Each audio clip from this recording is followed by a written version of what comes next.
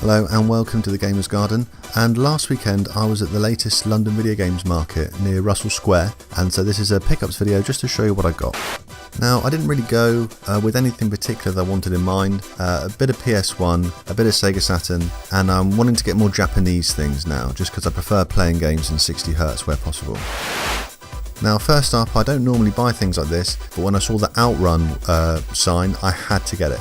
They were for all sorts of games. It's the sort of thing that would look nice on an arcade cabinet.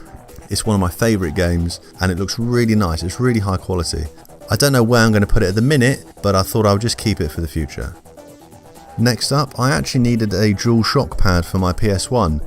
I don't have any, and so that limits me for some games that I might want to do videos of, not having the analog control. Okay, so the first game is one that I've wanted for a while, Metropolis Street Racer on the Dreamcast. Now, the graphics in this I thought are fantastic. It's a very accurate representation of London in particular. The controls are pretty good from what I can tell. It's not fully sim, but then it's not totally arcade.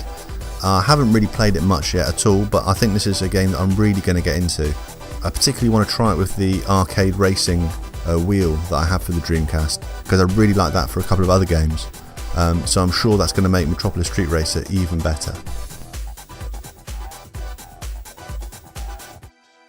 When I found Panzer Dragoon Zwei on Saturn in Japanese, I had to get it. Now, Panzer Zwei is one of my absolute favourite games.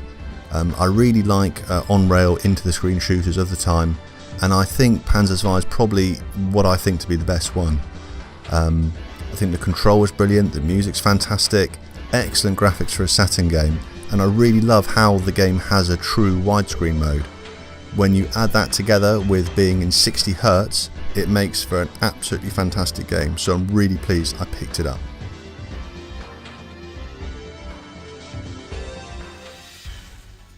Another Saturn game that I wanted for a while, that only came out in Japan, was Dead or Alive. Now, a bit like the last pickups video I did for the London Games Market, when I got Last Bronx, Dead or Alive also uses the Saturn's high-res mode, and it really makes for quite a fantastic looking game.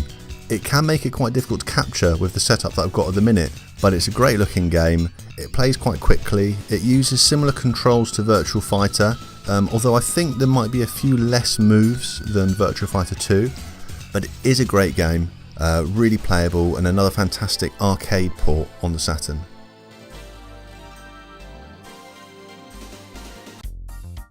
Now, moving across to PlayStation 1, I quite like getting the Namco games now, the Japanese ones, again get it in 60Hz, and I found the first Smash Court game. Now, I really like the sequel. In UK it was branded as Anna Kournikovas Smash Court Tennis, and it might be a subject for a future cult classic game.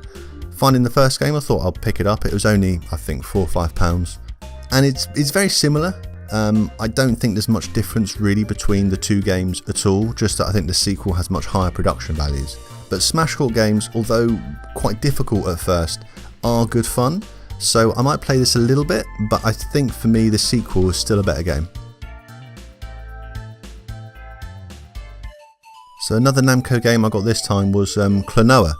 Now this, as a lot of people know, is quite expensive to pick up on PS1. I'm never going to buy the PAL game the price it is, so I'll get the Japanese version, thinking there won't be much text, it's just a 2D platformer. Well, there's more Japanese text in it than I realised, so it might prove tricky to play through. I don't know, I'll see how that goes. But the graphics are fantastic, I think, in this. It's a really, really good looking game, great production values. I don't really know much about it other than it's quite a highly regarded game, so I'm going to stick at it, and hopefully the language barrier won't prove too much of an issue. So the last game I got was a bit of a wild card, which was Fluid for the PS1.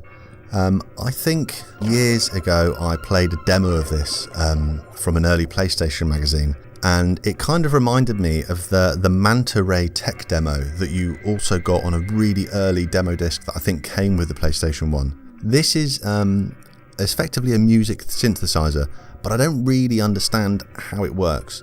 I've played around with it a bit.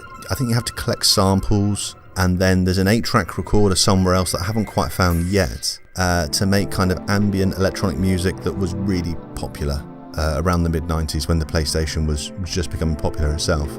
One big problem with this is that the frame rate is just so slow that I find it actually quite difficult to watch. So this was a pretty weird game that I think was just one of those kind of early experimental PlayStation games. I'm not too sure about this, but I might have another go just to see if I can figure it out.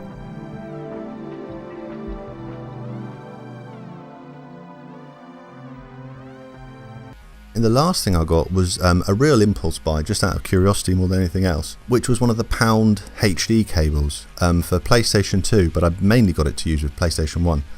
I've seen a few videos about these on YouTube and read a couple of things, and it didn't sound fantastic, but considering it was there and they were quite cheap, I thought I would grab one just to really see what it was like. I was curious.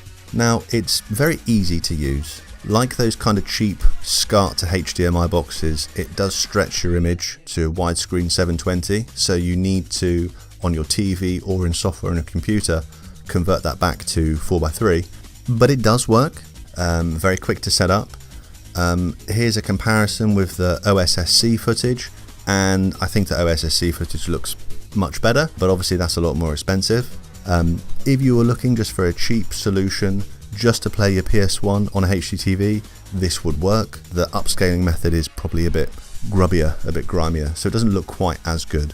It's much cheaper than a lot of other options, but it's much less quality as well. Okay, so wrapping up, I was quite happy with this haul. I got this whole lot for about 65 quid with a good bit of haggling, which I was quite happy with. Always good to have a look around the market and chat to a few people. And it was definitely the busiest that I've seen it so far, which is really good. So it looks like this market is staying popular and actually getting bigger as it goes along. If you haven't been yet, check it out. Okay, until the next time, happy gaming.